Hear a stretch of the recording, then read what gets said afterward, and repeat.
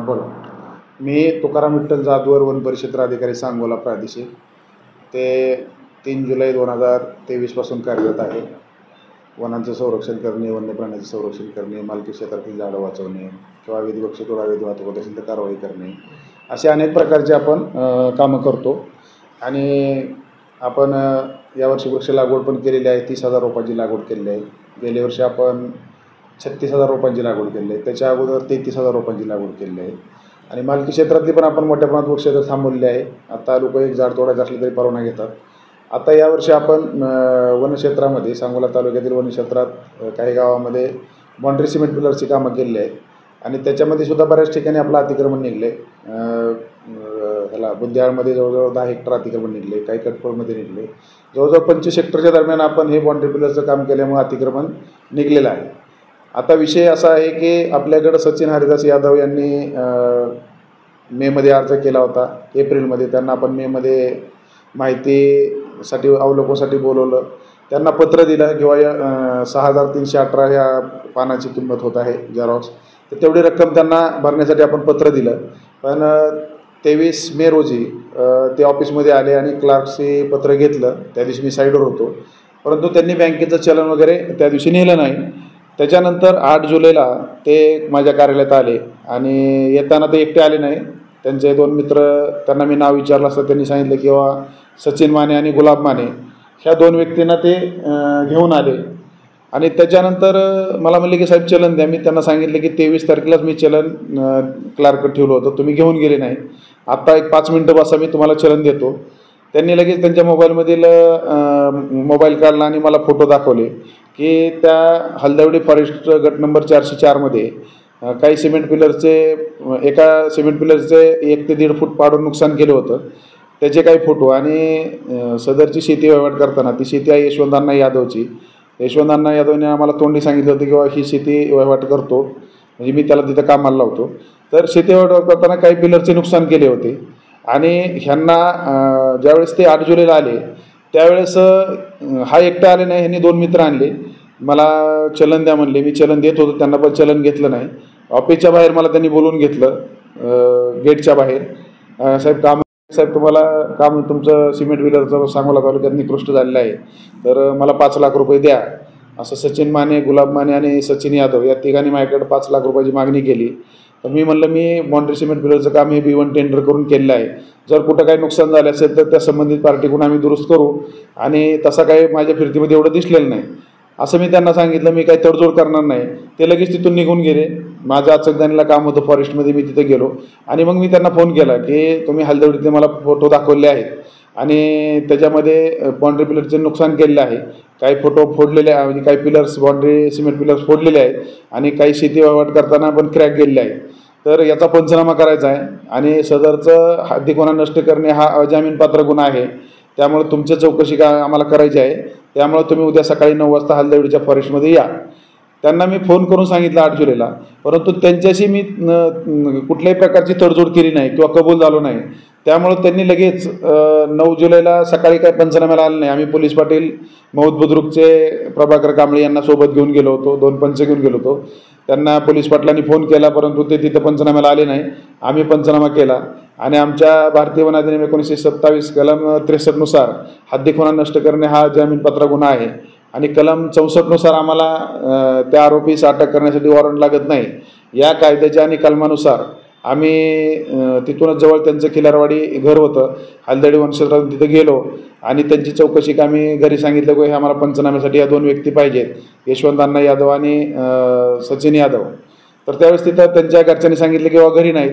त्यावेळेस तिथं सचिन यादव यांनी एक मुलगा पाठवला की त्याला नाव विचारलं असतं, तो समर्थ भिलारे म्हणला. तो आहे तिसंगीचा, त्याचा या घटनेशी काही संबंध नव्हता. त्यानं आमचं व्हिडिओ शूटिंग सुरुवात केली. आम्ही त्यांना माहिती विचारत होतो किंवा आमच्या फॉरेस्टचं नुकसान केलं असं त्यांच्या घरच्यांना सांगत असताना त्यानं व्हिडिओ शूटिंग सुरुवात केली. आणि त्यावेळेस पोलीस पाटील यांनी त्याचा मोबाईल घेतला आणि तो मुलगा आम्हाला दम द्यायला लागला की मी तुमच्यावर पोलीस स्टेशनला गुन्हा दाखल करतो, आत्ता 100 नंबरला फोन करून बोलवतो. त्यामुळे त्याचा जो मोबाईल होता तो पोलीस पाटलांकडेच आहे, त्याचा मोबाईल माझ्याकडे नाही.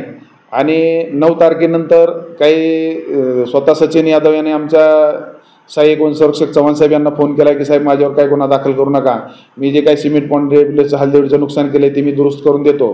त्याच्यानंतर संभाजी ब्रिगेडचे एक कार्यकर्ते पंढरपूरचे ते कदम, त्यांचाही फोन आमच्या साहेबांना गेला की साहेब मी ते दुरुस्त करून देतो पण त्याच्यावर गुन्हा दाखल करू नका. तसेच भाजपचे अध्यक्ष केदार साहेब यांचाही मला स्वतः फोन आला की तो माझा कार्यकर्ता आहे आणि त्याच्यावर काही गुन्हा दाखल करू नका. आणि मला कमरेचा त्रास असल्यामुळं मी 10 तारखेपासून मेडिकल रेजर होतो, 10 तारखेपासून 24 तारखेपर्यंत मेडिकल रेजर होतो. 25 तारखेला हजर झाल्यानंतर कामाचा लोड होता आणि त्या दरम्यान यांनी 16 जुलैला माझ्याविरुद्ध अर्ज केला की यांनी काम भ्रष्ट केलेलं आहे आणि त्या कामासंदर्भात माझं तसं मूळ बार्शीला मी राहतो, घर आहे. तर ह्यांनी वाल्मिक कराड हा शब्द वारंवार वापरतात आणि माझे ते म्हणजे मानसिक त्रास देतात. त्या वाल्मिक कराडचा आणि माझा कोणत्याही प्रकारचा संबंध नाही, ते माझे नातेवाईक नाहीत किंवा कोणीही नाही. ह्यांनी स्वतः असे अफवा पसरून मला मानसिक त्रास देऊन माझं खच्चीकरण करण्याचा प्रयत्न केलेला आहे आणि नेहमी प्रत्येक गोष्टीला. तर त्यामुळं 31 तारखेला पुन्हा पंचनामा करण्यासाठी आम्ही गेलो यशवंत अण्णा यादव यांच्या इथं दूध डेअरीवर. त्यावेळेस मी तिथं येऊन त्यांनी आम्हाला शासकीय कामात अडथळा केला, वाल्मिक कराडची भाषा वापरली, तो वाल्मिक कराडचा माणूस आहे, अमुक तमुक स्वतःच आरोप केले. माझा त्या वाल्मिक कराडशी काही संबंध नाही, तो कुठलाही मला माहीत नाही, मी त्याचं कधी नाव पण घेत नाही. पण प्रत्येक व्हिडिओमध्ये हे तसं करतात. आणि 31 तारखेला त्या मालकाला पंचनामा करून घेण्यासाठी आम्ही हलदडी फॉरेस्टमध्ये आलो.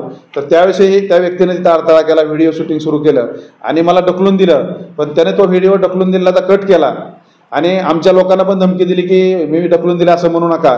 त्यामुळं आमचे लोकसुद्धा सांगायला किंवा ह्याच्या भीतीपोटे सांगायला भेटतात, कारण हा थोडा वेगळ्या प्रवृत्तीचा माणूस आहे. आणि मला तिथं ढकलून दिल्यामुळे मी खाली पडलो, बेशुद्ध झालो. त्यावेळेस आमच्या वनरक्षक वनपालने मला शासकीय गाडीतून दक्षता हॉस्पिटल इथं ॲडमिट केलं. मी 2-4 तास बेशुद्ध होतो. मला संध्याकाळी सोडल्यानंतर मलाही काही आठवत नव्हतं काय घडलं ती. दुसऱ्या दिवशी घटना आठवली आणि मी 1 तारखेला मला डॉक्टरने आराम सांगितल्यामुळे मी एक दिवस घरीच होतो. पुन्हा 2 तारखेला मी पोलीस स्टेशनला जाऊन फिर्याद दाखल केली. तर ह्याचा एकच उद्देश आहे की फिर्याद दाखल केली आणि 1 तारखेला आमच्या कर्मचाऱ्यांनी जो शेती मालक आहे त्याचा मावस भाऊ यशवंत यादव त्याच्यावर गुन्हा दाखल केला किंवा त्याने शेती वहिवाट करताना नुकसान केलं आणि मला त्याने तिथं अडथळा करून खाली पाडलं, मी बेशुद्ध झालो. मी 2 तारखेला पोलीस स्टेशनमध्ये गुन्हा दाखल केला. म्हणून ह्या 2 गोष्टीमुळे तो सारखा व्हिडिओ करत राहतो आणि बदनामकी करतो. कार्यालयामध्ये आल्यानंतर सुद्धा महिला कर्मचाऱ्याशी तो उद्धट बोलतो. त्या महिला कर्मचाऱ्यांचं माझ्याकडे लेखी स्टेटमेंट आहे, लिपिकचं सुद्धा माझ्याकडे लेखी स्टेटमेंट आहे की तो आल्यानंतर कसा बोलतो. किंवा महिला आगेमोळाच्या माशासारख्या आहेत आणि आगेमोळा जसं उठून पडतं तसं वही करतात, महिला दमदाटी करतात, असं कुठल्याही प्रकारचा नसताना स्वतः महिलावर आरोप करतो. आम्ही ज्यावेळेस यशवंत अण्णा यादवच्या घरी 2-3 वेळेस परवा चौकशीला गेलो तर ते फरार झाले आणि तिथं ज्यावेळेस आम्ही गेलो किंवा महिला पण सोबत नेली होती त्यावेळेस तो त्याच्या मिसेसला पण त्यानं फोन करून सांगितलं की ह्यांचे व्हिडिओ काढ. प्रत्येक वेळेस आम्ही ज्यावेळेस चौकशीसाठी गेलो त्यावेळेस त्यांनी व्हिडिओ काढतो. आणि हलदवडी फॉरेस्टमध्ये तो एका व्हिडिओमध्ये असा म्हटला किंवा तिथं बाकीचे रस्ता आहे लोक जातात आणि मीच फोडलं कशावर, तर तो हलदवडीच्या फॉरेस्टमधला रस्ता हा नकाशावर नाही. त्यामुळं आम्ही तो रस्ता परवा बंद केलेला आहे. कॅनॉलपासून 20 मीटर हद्द आम्ही ठेवलेली आहे तिथं आणि आमच्या क्षेत्रामध्ये आम्ही तो रस्ता बंद केलेला आहे की बाबा तिथं जाताना हे किंवा इतर व्यक्ती पण नुकसान करतात. याने तिथं आमच्या हलदवडीच्या फॉरेस्टमध्ये एक 10-12 ट्रॅक्टर दगड आणून ठेवलेले आहेत, माती टाकले आहेत, ड्रिपचं पाईप टाकले आहेत आणि बोरवेलचे काही पाईप टाकले आहेत. ह्याचे पण आम्ही त्याचे GPS फोटो घेतले आहेत. ह्याचा एकच उद्देश आहे की मला अतिक्रमण करू द्या फॉरेस्टमध्ये. आणि माझा तो नेहमी म्हणतो किंवा आम्ही त्याच्याकडे चौकशीसाठी जातो, त्याच्याकडे मिटवण्यासाठी जात नाही. तो म्हणतो की माझ्याकडे मिटवण्यासाठी येतात. तो गावात पण बातमी देतो की साहेब मला एवढे लाख देते तेवढे लाख देते, मी साहेब माझ्या मागे लागलेत. आम्ही त्या यशवंत अण्णा यादवला ताब्यात घेण्यासाठी गेलो होतो आणि पोलीस पण आमच्यासोबत 2 दिवस होते. ते सचिन यादवला ताब्यात घेण्यासाठी गेले होते. आम्ही त्याच्याकडे तडजोडीसाठी कुठेही गेलेलो नाही किंवा जाणून बुजून कुठल्याही व्यक्तीचा तो गैरवापर करतो आणि असे व्हिडिओ करून याला मानसिक त्रास दिल्यानंतर तरी हा माणूस केसेस माघारी घेईल हा त्याचा उद्देश आहे. त्यामुळं जर मला उद्या माझं काही झालं तर याच्यात सचिन यादव मानसिक त्रास दिल्यामुळं त्याला पाठिंबा देणारा यशवंत यादव त्याचा मावस भाऊ, त्याचा मित्र सचिन माने, त्याचा मित्र गुलाब माने आणि हे जुजारपूरचे आहेत सचिन माने आणि गुलाब माने आणि समर्थ बिलारे हा तिसंगीच आहे.